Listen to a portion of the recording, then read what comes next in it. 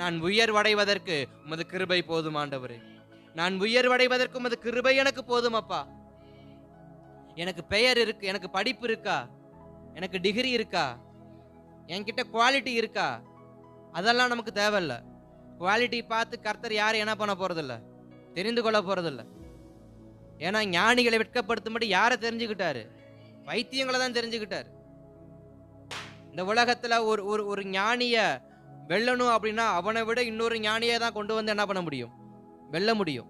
ஆனா வேதம் அப்படி சொல்லல. ஒரு ஞானிய வெல்லணும்னா எனக்கு பைத்தியம் போதும். ஒரு பெரிய ஞானவானை முறியடிப்பதற்கு ஞானம் இல்லாத ஒரு மனுஷன் எனக்கு போதும்.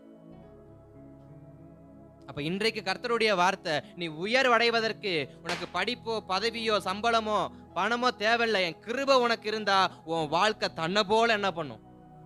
உயரும். உன் வாழ்க்கை உயருவதற்கு, இன்றைக்கு நம்முடைய வாழ்க்கை உயர்றதுக்கு நம்ம என்ன எதிர்பார்த்துக்கிட்டு இருக்கிறோம்? நல்ல சம்பளம் வேணும், நல்ல வீடு வேணும், நல்ல வாகனம் வேணும். இதெல்லாம் இருந்தாதான் நான் உயர்வடைந்ததற்கு ஒரு ஒரு பெருமையாக ஒரு பெயராக என்ன பண்ணும் இருக்கும் நம்ம நினைக்கிறோம்.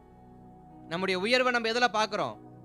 நம்முடைய வீட்டில், நாம் போடுற வஸ்திரத்துல, நாம் வருகிற வாகனத்துல, இதுல நம்முடைய உயர்வை நம்ம காட்ட நினைக்கிறோம். ஆனா வேதம் சொல்லுகிறது, உன்னுடைய உயர்வு அதுல கிடையாது, உன்னுடைய உயர்வு என் கிருபையில தான் இருக்கு. என் கிருபை உனக்கு போதும் நீ நினைச்சு வாழ ஆரம்பிச்சனா உன் வாழ்க்கை தன்னை போல உயரும். நம்முடைய வாழ்க்கை உயர்வதற்கு நமக்கு வேண்டிய ஒரே ஒரு காரியம் கிருபை மட்டும்தான். அவர் கிருபை நமக்கு இருக்கும் என்றால் நம்முடைய வாழ்க்கை உயர்ந்து கொண்டே இருக்கும்.